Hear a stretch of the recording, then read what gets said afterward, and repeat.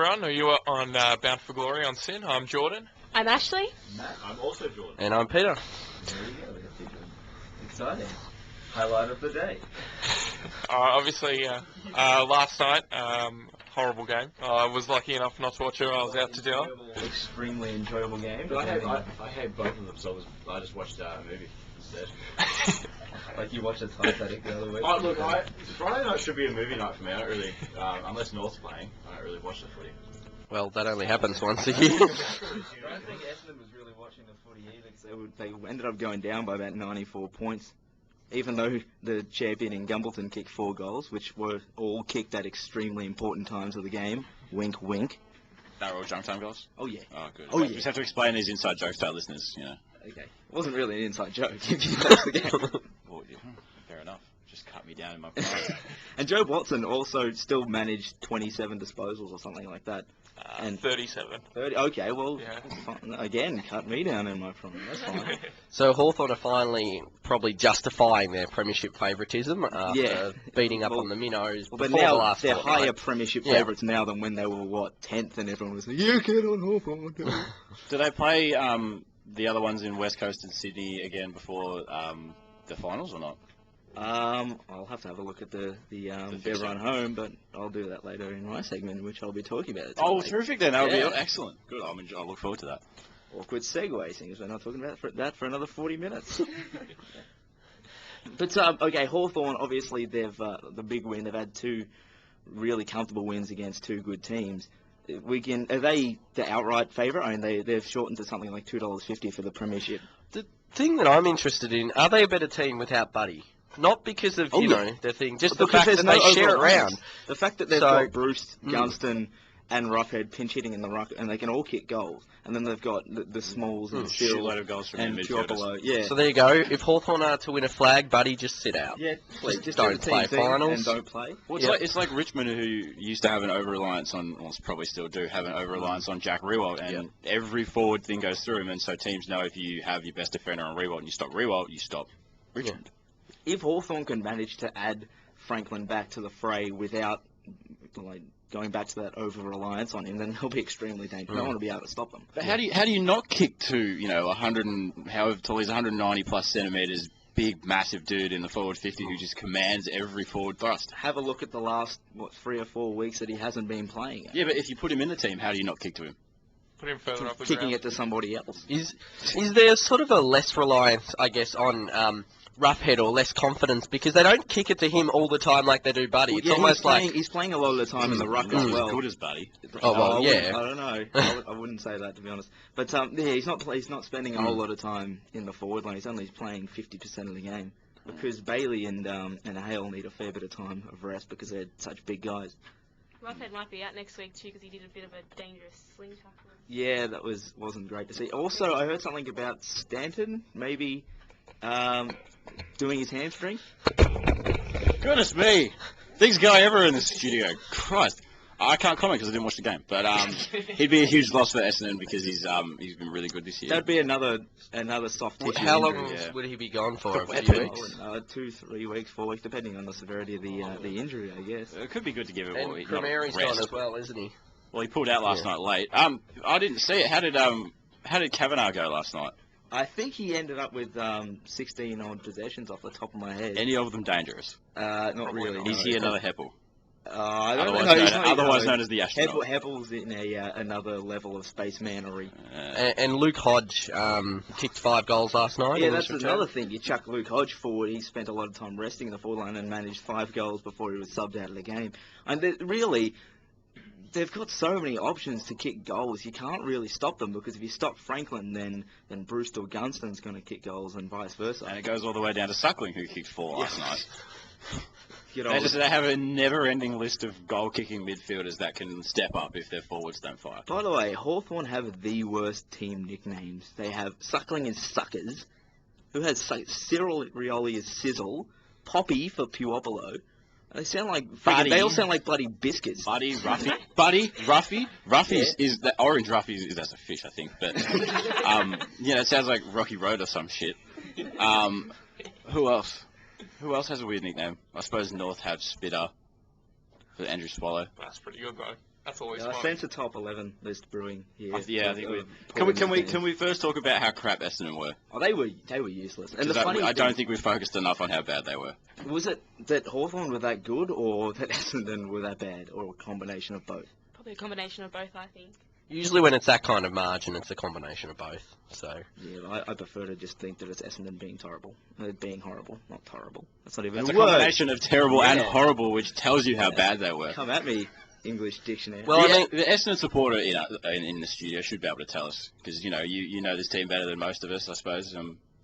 How do you say it? just Obviously, how Obviously, with a lot of soft tissue injuries, we're probably missing 5 or 6 of our best players. But if we don't have the depth to, cover that, obviously that's telling. And to lose by 94 points to a team whose highest goal kicker was some guy who's played 2 games this year, and he's not even a forward. Were you confident coming into the game? Like, I wouldn't say I was confident, but I had a good feeling. Like I would say, I thought we were maybe a chance, not obviously a big chance, but maybe a chance to even get a little bit close. But Can you remember there was a stage where Essendon were in the top 3 or something of betting for the premiership? yeah, That was all really time ago. embarrassing. around April 1st. So- yeah. But then, is it the June curse? The June curse continued. Yeah. They are, I think they won a single won game. late in the period of June. But I don't know. Maybe we should get What- to this what- top 11 list. Yeah, that was kind of Maybe not. Yeah, we're just going to say, what were your thoughts on Essendon's intensity of the ball that they are? it didn't exist for the first half. I think they only lost. There was from about half time to halfway through the third quarter. They only conceded something like 5 points to the total margin, and then it was just blown out at the end. So they were in the game for a long period. It was just a wrong period. I think we can safely say the game was pretty much over at quarter time. Yeah. I mean, to be 40 odd points yeah. down after one quarter, having kicked only 1 goal, that's pretty much it. Just pack it up and go home. And I think that sort of brings us to this week's top 11 It list. does. And I mentioned before that Essendon were considered contenders not long ago. They were sitting second only about 6 or 7 weeks ago. So I got thinking, and I thought of the top 11 things that are more genuine contenders than Essendon. So and this is in their respective fields. So example number 11, Dyson Heppel in a contested possession competition. He would be a better genuine contender to win that competition. Number 10, Stephen Milne in a spelling competition. Number 9, Paris Hilton in a singing competition. We know Paris Hilton's mouth is only good for one thing, and it's not singing. Number 8, Jared Ruffhead in a beauty competition. He has a face like, ooh. His last name is a description. Head like a biscuit tin. Yeah, pretty much. Number 7, Malcolm Blight in an unbiased commentary competition. That could also be applied to Paul Roos, Eddie Maguire, James Brayshaw. Tom Harley. Yeah. Yeah, but Blighty's up there, I'd say. Yeah, Number 6, David Hill in a useful competition. He's just the biggest giant sack of crap I've ever seen on a football field. I put a name to you. I put a name to you. Josh Fraser.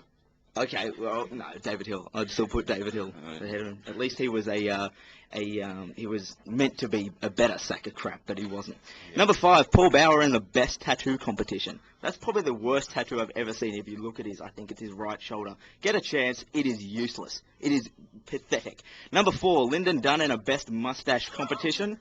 Like, really, you look like you're from the seedy part of the 80s. Number 3, Lance Whitnell in a game of Duck Duck Goose. He would not... wouldn't be able to get off the ground. Or the biggest loser. Yeah, that too. Number 2, Tom Scully in a don't be a money-grubbing prick competition.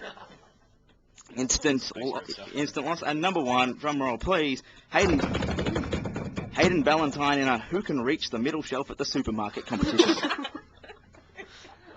With that, off to some sin messages. It's always difficult for the Bring on the Sunshine boys to create their top 5 of the week. For some reason, this made number 1. Convenience store mega chain 7-Eleven has a new thing available, mashed potato on tap. And not only mashed potato, chicken gravy as well. So forget VB, we want mashed potato right on tap. Simon Love and Kit Harvey. You could grab a Slurpee and mix up your raspberry and whatever it is with a bit of mashed potato, making the world a better place. What kind of a sick mind do you have to think of that? And chilling with you on your Sunday nights. Bring on the sunshine. 10 p.m. Sunday nights, only on Sin. The ultimate battle for honor, for glory, to see who knows how much wood a woodchuck could chuck. If a woodchuck could chuck wood, sins only quiz your brain juice. I may take your freedom Saturdays from 3 to 4, but I probably won't take your lives. Back on Bound for Glory on set. Let's jump in there, champion. All right. So there's been massive news in the last couple of weeks about Collingwood massive key forward Travis Cloke. Peter, I'm going to ask you to stay or attempt to stay neutral in this discussion because it does concern your player, and I know it's a very divisive issue down there at Collingwood. We all know that he's being shopped around to different clubs around the AFL because he's requesting close to $800,000 a season to stay at Collingwood. And if you look at Collingwood's list, they have a whole bunch of players that if they pay Travis Cloke $800,000, which I don't think he's worth, they are going to struggle to keep. Players like Reid and Wellingham, Beams, Sidebottom, and even O'Brien, they're players that could leave if Travis Cloke commands so much of the salary cap. He's holding the club to ransom, which I think is wrong. He's put contract talks off to the end of the year. There's reports that clubs elsewhere in the AFL are offering him contracts which have performance-based clauses in them, which means he has to, play a certain amount of games, kick a certain amount of goals. And I think it's ridiculous because he's getting offers like $1.2 million a season from Richmond. Other clubs like Freo, Carlton, and Melbourne are offering him contracts. All clubs that need key forwards. I've a couple of questions to ask you guys because this is obviously something that is going to dominate comments in the AFL for the next till the end of the season or until he signs somewhere. Do you think he's worth $800,000 a year? Do you think that the Pies will keep him? And would you rather keep Reid and Wellingham, or would you rather have Cloke? Jordan, on his value, I hate fantasy football entirely, but I think his value on that is something like $350,000, and I think that's a good barometer of how much he's worth currently. So to be getting offers of something like $1.2 million per season for somebody who's horribly out of form, he's not that good. He's not worth $1.2 million a season. I would have said something like about 500 for a key forward. 500, 600. Yeah, 500 to 600 I would have had he's at. Just on the fantasy football, I'd feel sorry if they went by that if you're just a spoiling defender who doesn't pick up possessions, because he wouldn't be getting them. I mean, if you look at what he's done this year, he's kicked 35 goals, 16 points. He's 11th in the league for goal kicking. He's behind players like Lance Franklin, Drew Petrie, Tom Hawkins, Jack Riewoldt, and Pavlich, who are all playing in the same position as him. So there's 5 names, players who are better than him this year in the same position, and he's asking for more money than most of them. He would have only kicked just over a goal a game in the last 10 so weeks, would he? He's had really quiet weeks against clubs like I think he had a really quiet week against Collingwood. Yeah, he would have. He would have against Hawthorn. Sorry, against Hawthorn. But yeah, I mean, I just don't think he's not worth what they're giving him, what he's requesting.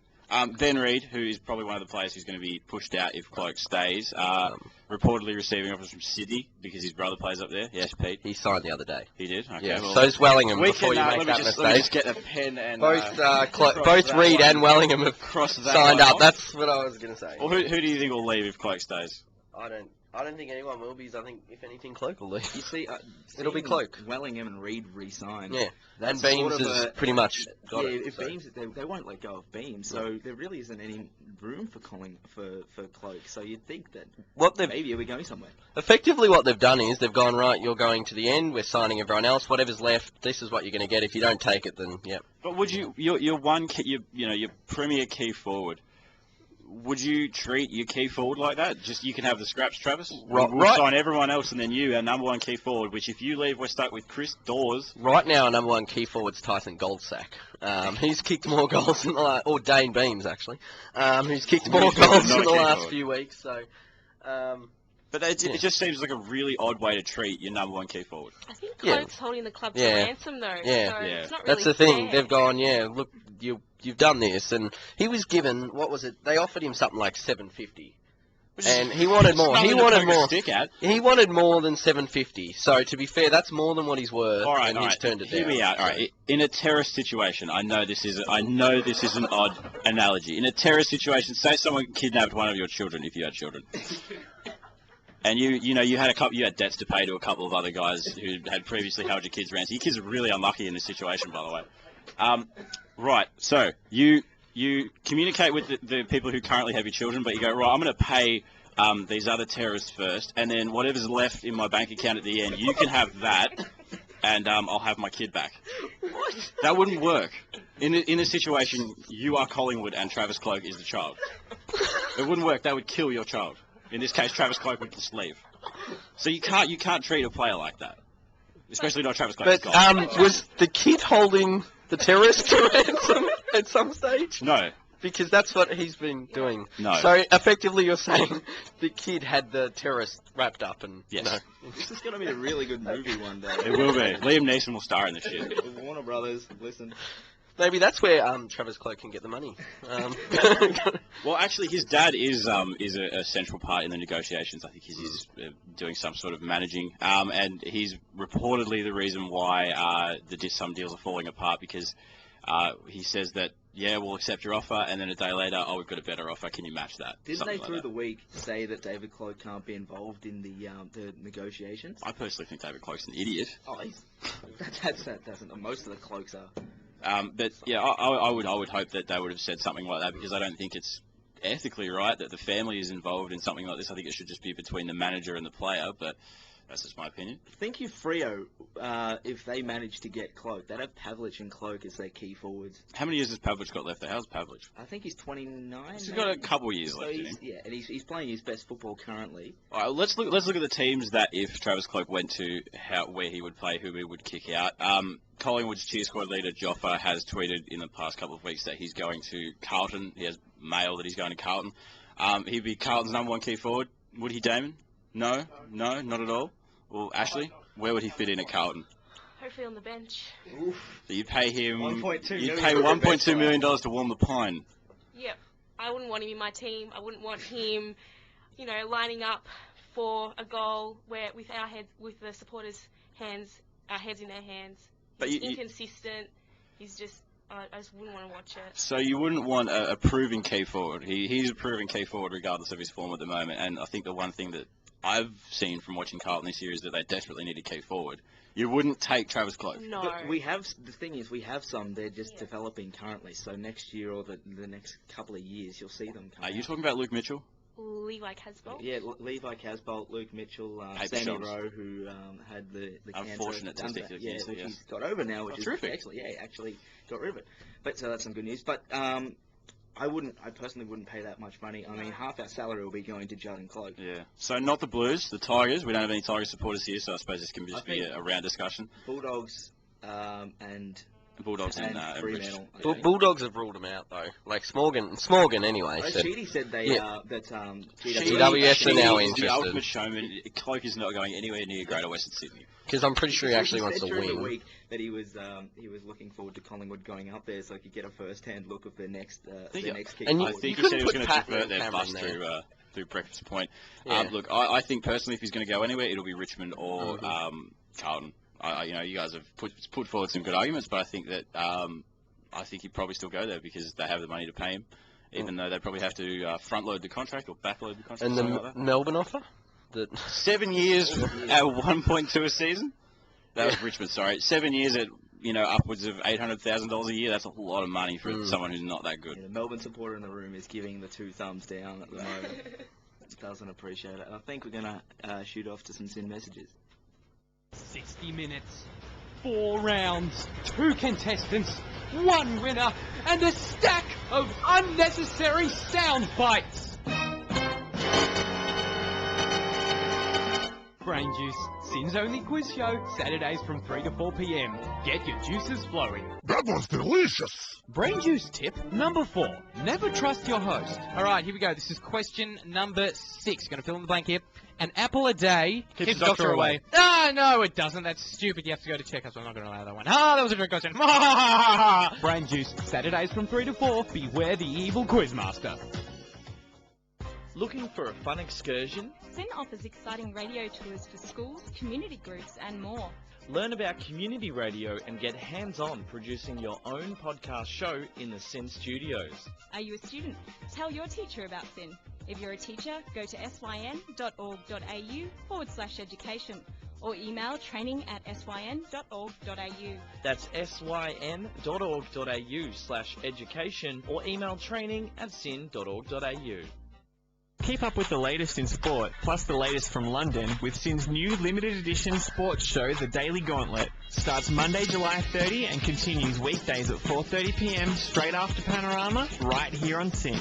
And for a weekly wrap of all things sport, listen to The Gauntlet, Sundays from 10 a.m. here on SYN. You're back on Bound for Glory on SYN. Text us in on 0427 767 767. Ash, you're up. Yeah, so I'm going to talk a little bit about the Herald Sun Footy Fan Survey. So earlier in the season, the Herald Sun had a survey go out which had 48 questions, and it ranged from questions such as who fans thought the best player in the AFL was to if Andrew Demetrio was doing enough for what he's getting paid. He's not. That seemed to be the general consensus. More money! All of the money. All of the money. So the results were released this week, and they do show some great insights into the minds and opinions of the average football fan. So firstly, I'm going to go through a couple of the questions. If I did all of them, would be here until next week. But the best player in the AFL that the fans seem to think or whoever the fans thought the best player was is Gary Ablett. He won the clear majority with about over 40% of fans thinking that. Scott Pendlebury and Buddy Franklin were the two that came behind him. The thing I have about the best player in the AFL is it's a term that's thrown around a lot. A lot of players coined it. It's coined on a weekly basis. And I think that any of these three players, or even Dane Swan, Sam Mitchell, Adam Goods, Chris Judd, they all could have gotten the title. The question is, though, how do we judge something like the best AFL player? Because if you look at Swan's performance from last week of 49 disposals, or even Ablett's 53 against Collingwood, or even Watson last night with 37, all very high in losing team, is the disposal an accurate measure? Because is it a good indicator of player performance? Because it seems that it's kind of losing its meaning. Well, Ablett got 53 through cheapy 1-2s, and because Gold Coast look to him every single time they have the football, because he's the one player on the team that's actually any good. It's how effective you are with the disposal that makes you a good player. Because if you can get the ball, I think Matt Priddis used to get 35-plus possessions a few years ago, and they do absolutely nothing. They go forward and be a turnover. I mean, when they were bad a couple of years ago, he got plenty of touches, but they were all turnovers. But then you have examples like last night. I think Gumbleton had like 9 touches and kicked 4 goals too. That's like incredibly efficient football. Drew Petrie had less than 20 last week and kicked 7 goals. So you also got to. I mean, Petrie kicked 5 goals in the last term or something when the game was up for grabs. Gumbleton kicked 4 goals when they were down by 60 points. That's true. So another question was who was the best leader that the fans thought, and Nick Maxwell. No, it was actually Joe Watson, which I think is I have to agree with. He's someone that can inspire the team to put in their best performance.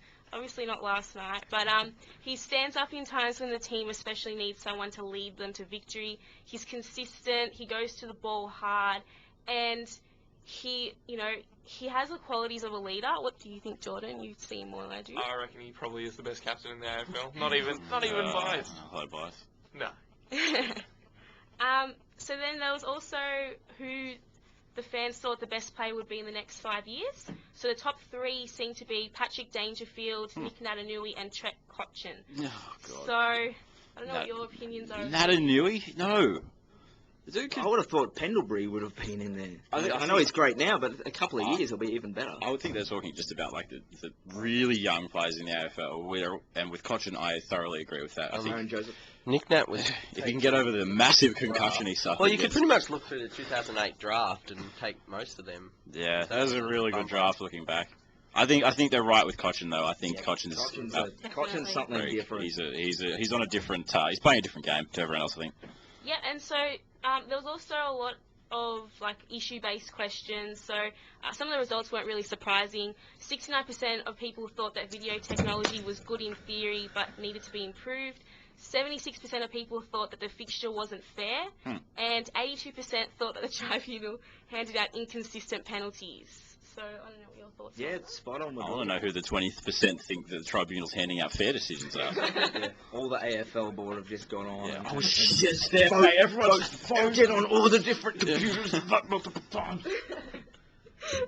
I still only got 20%. I know. This is an underwhelming majority. I think with things like this, though, you have to consider the demographic that the Herald Sun, what Herald Sun readers are and who they support.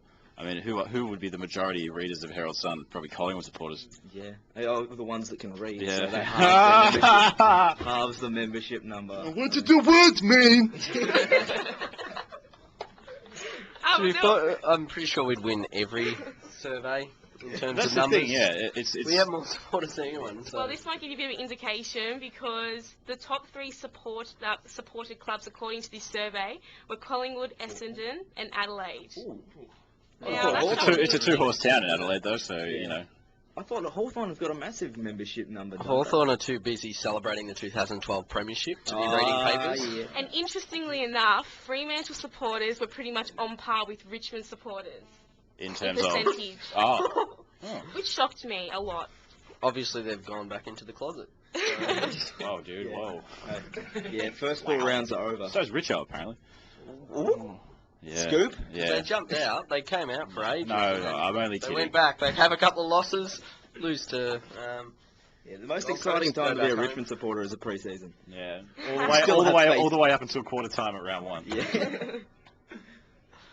What else interesting from there, Ash? There was one more interesting thing that I found from the survey, and that was that most people believed it was irrelevant to rate players as role models, which kind of surprised me because players cop a lot of criticism for being bad role models. So I don't know if the results from the survey mean anything, then players shouldn't really cop flack for doing things outside football. I'm just trying to think of indiscretions this season. I suppose you had all the stuff in the last couple of years with Fev, wearing a dildo in public and pissing over, choking a barman in Ireland and stuff. But he's gone. Ackermanis is a tool. I can't really think of any... You even think of like Alistair Clarkson, this... That's true. He's a coach. Are they saying players or are they saying just AFL figures in general? Okay, yeah, they said players. Yeah. The majority of things that players do are usually positive, but the thing is that mass media focuses on all the negatives. So if there's something that happens, they'll flog it until it's done and dusted, and they'll do it for weeks and weeks and weeks. But they don't focus on the positive things that the players do. I'm just having a look over just all the names of players picked this week, and I'm trying to find someone who sticks out to me as having committed indiscretions in the past, and probably the only name that stands out to me is Swan from Collingwood. Indiscretions, a lot of them. He's a bad man, not a role model. Lock him up. All right. Well, with that, we'll probably go to some sin messages. I don't know what happened there. Achoo! I feel so sick. What's wrong? I have a really bad case of Mondayitis. I know what will fix you right up. You'll need a dash of this.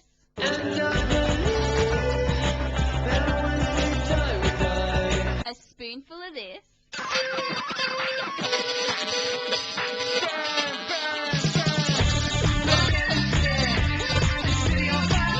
And a sprinkle of this.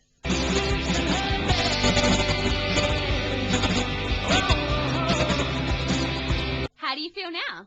Wow, I feel so much better. Where can I find this magical concoction? Well, you can get your weekly dose on Sin's Indie Electro Night. Monday nights from 8 p.m, your cure for Mondayitis. Can't get enough of epic sax guy? Listen to Europop and more on Around the World in 80 Songs, Tuesday mornings from 9 till 10, only on Sin. Back on Bound for Glory on Sin. I just want to go through something that's come up during the week, which, I personally think is a bit ridiculous. NicNat has brought forward a potentially illegal ruck manoeuvre that's been employed against him. Obviously, he's got a massive leap, so a lot of ruckmen are trying to just, negate him in the centre bounces rather than, win their own ball. So an illegal tactic has been used against him in the last couple of weeks. Sydney ruckman Shane Mumford and Mike Pike repeatedly stepped across the white line in the centre circle during the centre bounce, so they can block Natanui's jump at the ball. AFL rules state that it's illegal to block an opponent's approach to a contest. Obviously, this rule hasn't come up much in the past couple of years because just no one can jump as high as NicNat, so no one's really tried to negate someone like this. Natanui repeatedly told the umpires about the tactic. He's done that a lot over the past couple of weeks. He also said there's not a lot you can do, you just got to carry on with the game. Evidently, he's not really carrying on with the game if he keeps bringing it up. So, if the rule on blocking an opponent's run gets more attention paid to it, we might as well throw the game away. Well, I'm going to go to the Vixens instead. Hell yeah. Oh, he's having a bit of a whinge, isn't he, old NicNat? Yeah, honestly, just get over it. Jumping palm tree. You know how you get rid of this situation? Get to the ball first. Sack NicNat. Don't sit there waiting for the ball to come down, then go for a spectacular high leap. Actually ruck like a ruckman, maybe. And don't whinge about it when other people get to the ball first. Just go, son. Yeah. Just go. Oh, no, look, I already had my rant today. I was expecting big things then. Look, I feel that. Look, I just think if he just jumps first to the ball, no one else is going to get close to him. You know, if they're going to sit at the bottom waiting for him, just knee him in the head. Just take it. So you can't, but there's no rule that you can bring in to change. I mean, if you say that the players can't go past the centre circle, the little small one inside the bigger circle, then what happens if the ball, bounces too far one way? I mean, you can't go attack it. The ball doesn't go straight up every single time. Exactly right. It's ridiculous. It's just a massive. He's just having a whinge. I mean, have you not seen every other ruck contest around the ground? Every single time the ruckman will get blocked or there'll be a 2-on-1 situation. I mean, that's what the third man up is. The ruckman blocks the other ruckman so that the third man can go up and get the ball. It's not rocket science. For God's sake, if you get to the ball first, there's no issue. But the thing is, he's not getting to the ball first, and he's having a whinge about it. Ruck is it's a tough physical position to play on the ground. Every single time you're involved with the ball, you're running into another man at a lot of speed. He needs to harden up a little bit, I think. To simplify it. It is, yeah. You run and jump at another man. Exactly, and try to hit a leather thing. That's what ruck is, and I think NicNat needs to. He's great at all the jumping and all the tapping and everything, but I think he needs to learn that he's going to get body contact, and people are going to try to make his life as difficult as possible at ruck contests. It's not an easy place to play, and he needs to realise that. And could you mention if all the taggers started coming out, like all the people who were being tagged? Having a whinge because he can't get to the ball. Have you not seen someone what Crowley does, what Picken does? Yeah, it's ridiculous. Plays like they that. Get away with blatant holding.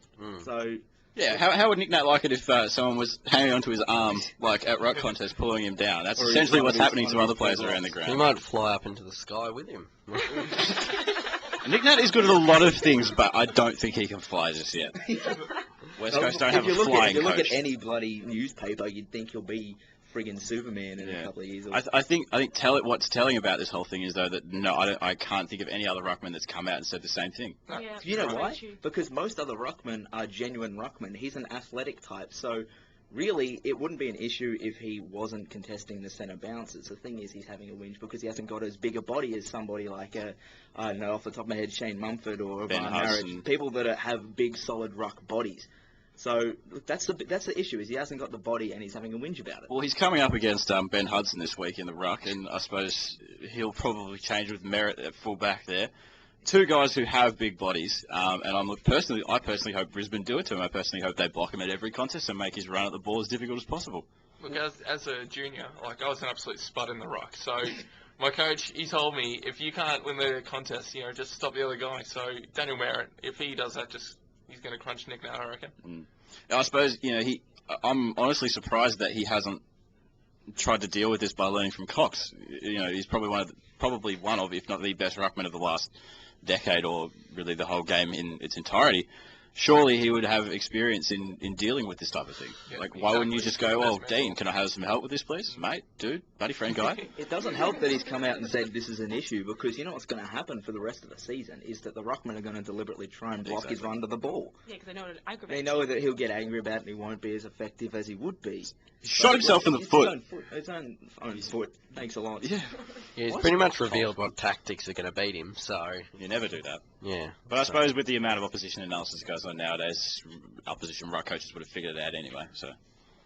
Sounds pretty good. I think we'll probably... No, we're not going to go to sim messages yet. We're going to have a little chat about the top 4, I think. No, hang on. Before we go to that, we are getting feedback on Twitter about today's show, and some very disgruntled Essendon supporters out there who claim that we're kicking them while they're down, and this is for you. Yeah, look, hard enough. You enjoyed the time while you're at the top, so let us sink the boots in. Yes, let us quote unquote media type sink the boot in, because that's what we do best. Oh yeah, that's all we do. Now, what were we going to do? Top 4. We're talk about the top 4, Right. and it's essentially come down to the 5-horse race. You wouldn't think anybody other than Hawthorn, Adelaide, Sydney, West Coast, and Collingwood are in contention for the top 4, unless one of those teams has a complete fade out and somebody else has a huge run to the finals. But North. Clutch I'm yanking my own chain there. Clutch them straws. As it currently looks, and if you have a look at the fixture as well, Sydney and Adelaide are basically locked in as the top 2, just because they're in excellent form. 2, they have buttery soft draws, and they can just slide home in a pool of butter and grease themselves through the ladder rungs. But Hawthorn will probably finish in 3rd from what I've been looking at. But the most interesting thing about this top 4 and the 5th spot as well is West Coast and Collingwood. Collingwood are currently 4 points ahead of West Coast, but they have a relatively rough run home. They have GWS this week, which is rough. So tough. Hard game. They have St Kilda at Etihad. Saints at Etihad are always a danger game. Sydney up at ANZ. North Melbourne at Etihad, which is North Melbourne in excellent form. West Coast over at Patterson's. That's a huge game. That is a huge game. That's round 22. And the final round, Essendon at the MCG. You think they'd get over that. But so there's a potential to lose the Saints game, the Sydney game, the North game, and the West Coast game. So it wouldn't drop them down to 6. Can't see Collingwood going 1 and what is that? Coast. 1 Yeah, West Coast game. Can't see them going 1 and 5 over the next. Apart from that, over the next 6 rounds. Settle down. What do you? The West Coast game, yes. What Sydney about game, maybe. What do you mean? Losses. Yeah, You've got to assume that Essendon are going to come out hard in the last game of the season. If their season and their spot in the finals is on the line, you've got to expect that they're going to come out firing. Is that better? Okay, that's better. But if you compare it, you also compare it to West Coast run home. They got Brisbane this week. You'd think they'd get over them. Fremantle, I don't know. It's a questionable thing. Is Pavlich is in great form. Geelong at Patterson's. That's interesting. Port Adelaide, you think that's a win. Collingwood at Patterson's and Hawks at MCG, you think that'd be a loss. It's a big last 2 rounds. But yeah, so the way it's shaping up at the moment, it looks as though it'll be Adelaide and Sydney on top of the ladder, Hawthorn in 3rd, and West Coast sneaking in for the final spot in the top 4. If we just go around the panel and we get just a one-word answer on West Coast or Collingwood for that 4th position. West Coast, because I don't know, they just look... One word. One word answer. God damn it! No, give explanations. Okay, West Coast, they just look better at the moment. I know that they've lost like recently, but they're just looking much better than Collingwood. No. For me, it's going to be the Pies. I just... Nah. Pete? Yeah, no, I'm Collingwood because the game I can see them losing is West Coast. Sydney maybe, but let's face it, the last time they beat us was 2005. So, and the other ones don't really concern me at all. Like, maybe form-wise, yes, depending, but not... I'm going to go with West Coast.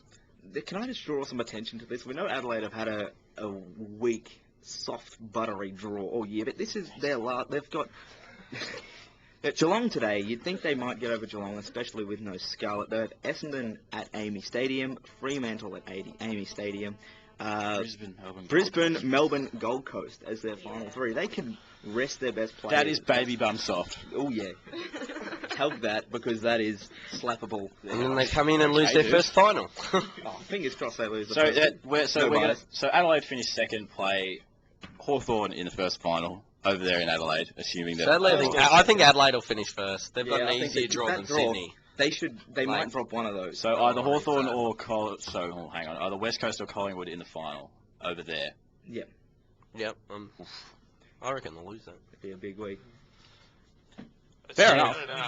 I think they'd probably much rather get West Coast playing up first than Collingwood if they're playing at Amy. Because Collingwood beat them at Yep. at yeah, they sure did. quick to chime in. What? No, I'm good old times. It's beautiful. But no, it sounds good. I think we'll head off to some Sin messages and be back with some previews. Warning: brain juice may cause spontaneous singing. Positively can do all the things that make us laugh and cry. Calling tossed salads and scrambled eggs. What a wonderful kind of day. You're on Sin. Wow, that was well done. We should sample that and use that more often. Yeah, I know. That's just going to be the promo for this show. Brain juice. Saturdays from 3 to 4. It's always difficult for the Bring On the Sunshine boys to create their top 5 of the week. For some reason, this made number 1. Convenience store mega chain 7-Eleven has a new thing available: mashed potato on tap. And not only mashed potato, chicken gravy as well. So forget VB, we want mashed potato right on tap. Simon Love and Kit Harvey. You could grab a Slurpee and mix up your raspberry and whatever it is with a bit of mashed potato, making the world a better place. What kind of a sick mind do you have to think of that? And chilling with you on your Sunday nights. Bring on the sunshine. 10 p.m. Sunday nights, only on Sin. We're back here on Sin. Bound for glory, indeed. Look, we're getting some text messages in from people around and about Melbourne and the surrounding areas, I suppose. One particularly interesting one is someone who, by what we can understand, is driving a bus right now. She's actually, like, hands on the wheel driving a bus with people in it, passengers who presumably have paid. What makes you assume they're driving a bus? Is it the opening line of I am driving a bus at the moment? That is giving it away. Now, I'm assuming he loves Sin, apparently. Well, I'm assuming it's a he. You love Sin. You apparently play it to your passengers all the time. But, look, we here at Bound for Glory, we love driving. We love buses. And we love AFL. But what we have to say is that if you are putting your passengers' lives at risk by texting while driving, please stop. Because, if I read a newspaper thing in the next couple of days, bus crashes off ravine in, lawn or whatever into a gorge. Driver was texting radio station at the time. I don't want that attached to this show because we're family friendly and we support safe driving. So if you need to text, please pull over and text us. But we're really happy that you're listening. Thank you. How do you follow that up? What do you follow that up? I think we're done. So that's it. See you later, guys. One more text regarding Hawthorn. Yeah, actual ones that don't involve people driving. We've got a text in from someone who hasn't signed their name, as we normally do, as we normally have our listeners sign their names. But Hawthorn's big test will be against Geelong. That's next week, isn't it? Next Friday. Massive game. Because Geelong's a real mental block for Hawthorn. Just can't seem to beat them. So that'll be a big test. And Strawnside, one of our regular listeners, is unable to listen to the show today, but somehow manages to text in. So he hopes the YouTube upload is on soon. It will be later on this afternoon, Mr. Strawnside. So those are the texts for today. Oh, dear. All right. Regroup. Moving. It's a big round of AFL football this week.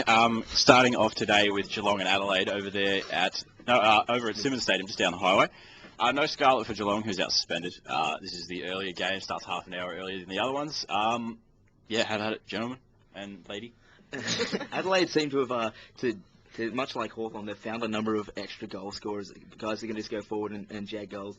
Old Callanan, I think he's only like 25, but it looks like he's 52. He kicked the bag last week, I'm pretty sure. Poor Pleasure's there. Walker's back into the team. Tippett goes out, but with Walker back in, I don't think it will be too much of an issue. Are we getting a look at the next generation of Cats players? Because if you look at that bench, there's a whole lot of names: Smets, Christensen, Guthrie, Sheringham, and then on the ground, players like Hunt and Duncan. Who else?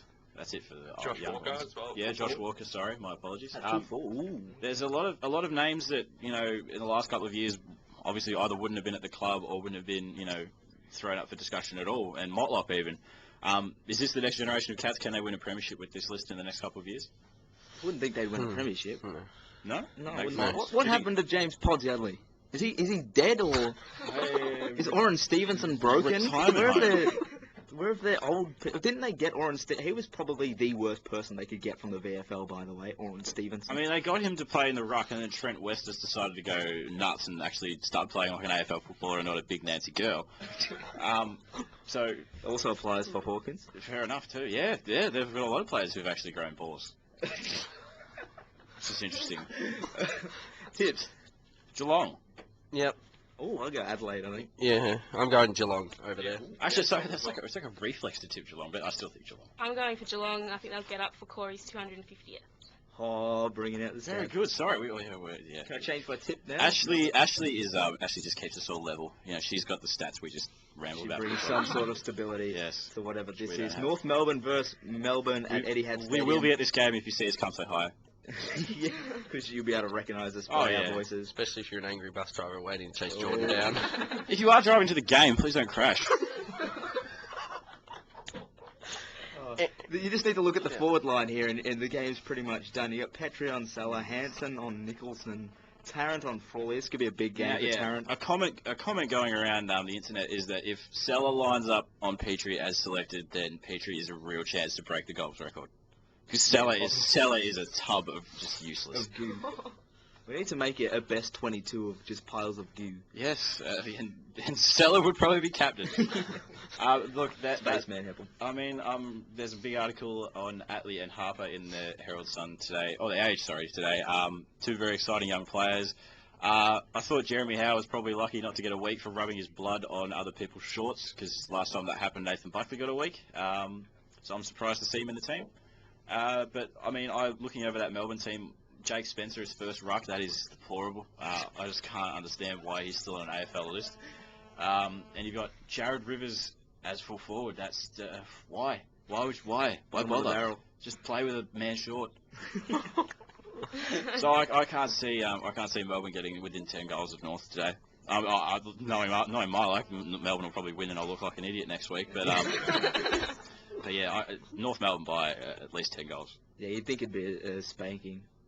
I think North Melbourne will win. They need it, especially to secure a top 8 spot. And I think with their forward line at the moment, it's just going to be a really difficult task for Melbourne. Yeah, I honestly can't see Melbourne winning this, or frankly any of the other games left in the year. So yeah, North should win this reasonably.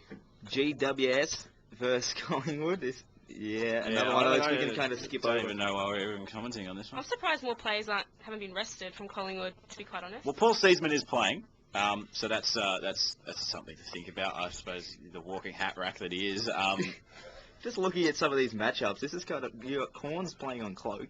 Yuck. Bug on Goldstein. I wouldn't want Bug on my Goldstein.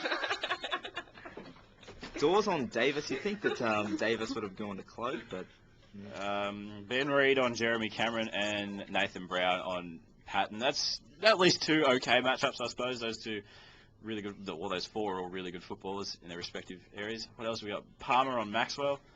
Toby Green on Dane Beams. That'll be a murder. Swan on Scully. Another murder. Wood on Giles. That's just a cripple fight. I can't see the Giants getting within 100 points of Collingwood unless they take the foot off the pedal. And I don't think they will. I think they need the percentage. So Collingwood by a lot. Yeah, I'll just 100 points just for fun. Why not? Yeah, they need the percentage, but knowing them, they'll probably win by 5. Well, they'll be up by about 50 points and give up and win by 5 goals or something. Or just not win, please. It'll be No, humorous. yeah. It would be really funny, but like at the same time, I probably won't be around for the next couple of months. Massive game at the MCG. Oh, sorry guys, sorry. No, sorry. Oh, sorry. We got to hear the tips over there. Sorry. Pause. Collingwood. Yeah, that was definitely worth it. Yeah, huge game tonight at the MCG. Carlton versus Richmond. It's a huge game. There's nothing else to say about it. It's just massive. We've got 2 Carlton fans in here, no Richmond fans, thank God. What do you guys think of your chances tonight, Ash, Damon, Matt? Sorry, 3 of you. Okay, I think that Carlton. Oh, I hope that Carlton will win. But we've got Cruiser back in, hopefully, to compete with Ivan Marek. Sorry. Marek. But the thing is that Richmond showed a lot of spirit and intensity last week, and they did put North Melbourne up to the challenge. So, there's a lot of hype around Carlton and Richmond games, so I'm just hoping that Carlton win, but I just have this bad feeling. Guys, who is number 39, Dale? Fraser Dale, he played his debut game last week. And ruined everyone's bets, apparently. Yeah. Any good? He said he's only played a quarter of a game. He's not bad. He plays well at VFLO. He's only getting a game because of injuries, but look, he wasn't bad. Yeah, there's a lot of names. Young Bell was very good last week. He made up for the for Robinson being out. But I think I've tipped Carlton basically in blind faith. I think the biggest matchup will be Carazzo and Cochin. If Cochin can be shut down, I think Carlton will win comfortably. If you can't shut down Cochin, which I don't think you will, I think Richmond will win by 1 to 20 points. There is not a tagger in the AFL who can shut Cochin down at the present time. There isn't. I feel like there's a bet brewing here. There isn't. What do you want? Do you want $20 on Cochin? Does he have another convertible in the garage from Gumbleton? Yeah, I already owe Joe Hess a convertible. If Cochin gets less than 30 I'll have disposals, $20 his firstborn child. On Cochin having more than 25. I haven't got $20. Neither do I. Look, yeah, we'll figure it out. We'll have a bet. Yeah, I'll stick with Carlton. Yeah.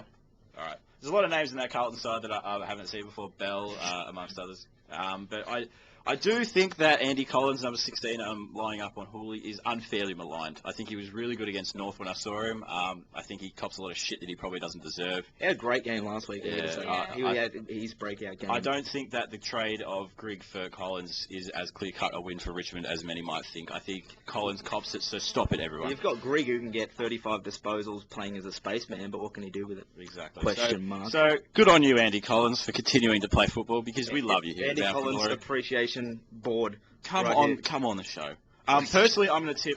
Oh God, I don't know. Flip a coin. Hang on, do I have a coin? I'll flip my iPhone. Richmond. I think I'll go with Carlton just. Yeah, I've got a feeling Carlton's going to just dominate. Richmund. Next. Oh God, who cares about this? Yeah. Sydney ladder leaders against Gold Coast ladder proper uppers. It'll be bad. It'll be really bad. This is up at Metricon tonight. Have Gold Coast won it? Yes. No, they haven't. They won in Cairns. Apologies. Have not won at the stadium they purpose-built, which makes you wonder why they built it. They really should just schedule a game against Richmond at Metricon. Yeah. That would pretty much pencil it in. If they could play 22 games a season against Richmond in Cairns, I think they'd be pretty happy. Because they win, they make finals. Finish 8th and Richmond would finish 9th. That'd be good. Wink, wink. But yeah, Sydney by a lot. Yeah.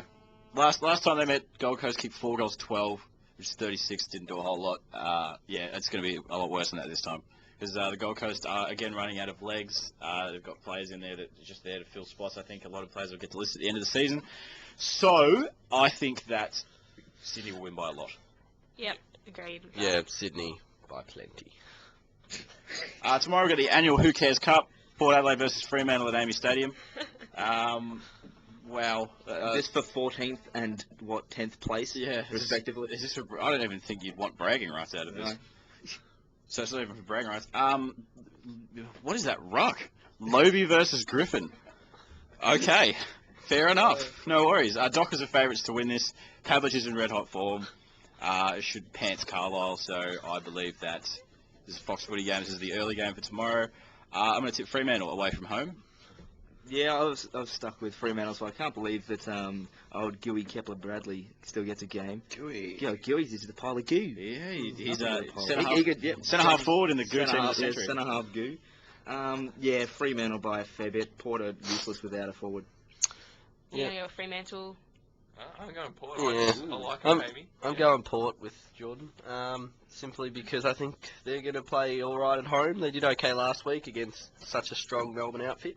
And, yeah, I think their lovely family atmosphere at Amy Stadium will get them home. St Kilda Bulldogs at Etihad Stadium, the 3:15 game tomorrow afternoon. The Bulldogs are really bad at the moment. They are really bad. They don't have a forward line. How Dalhouse could kick 4 goals pretty much sums up that they don't have a forward line. They're not going well at all. They don't have a key forward to kick to, and their midfield's falling apart around them. Being held up by Wallace and wasn't the other bloke, Liberatore. I can't see them winning this game just because, they're just not good enough. I like the Dogs a little bit. I think, I'm from the western suburbs, but I just can't see them winning.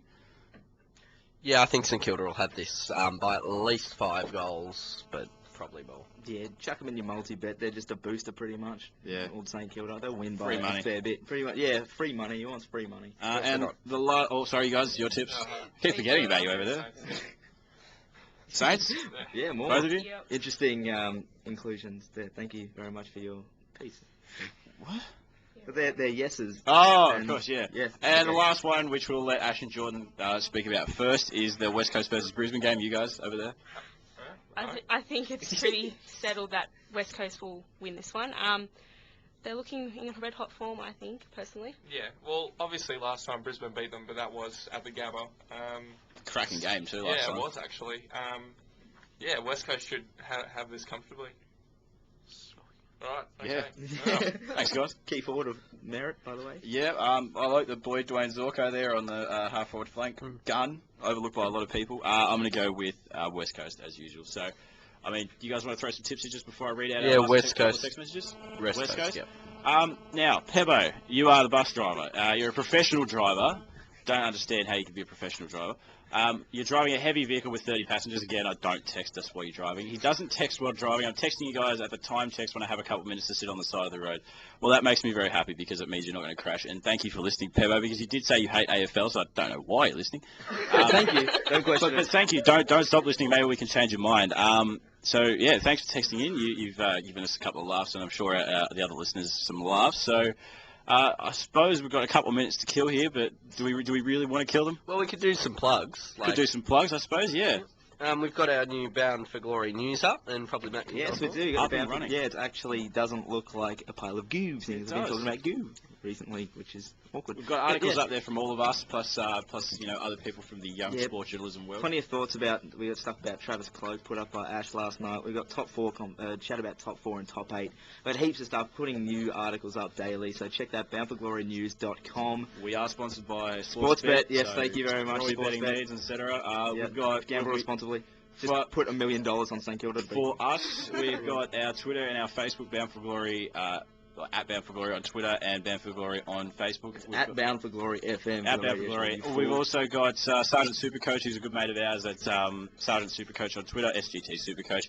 And that is going to do us for this week. Thanks to you for listening to Bound for Glory. I'm Jordan, and my colleagues here are Matt, Ashley, and Peter. And that'll be our supporting cast. So thank you for listening, and we'll be back next week.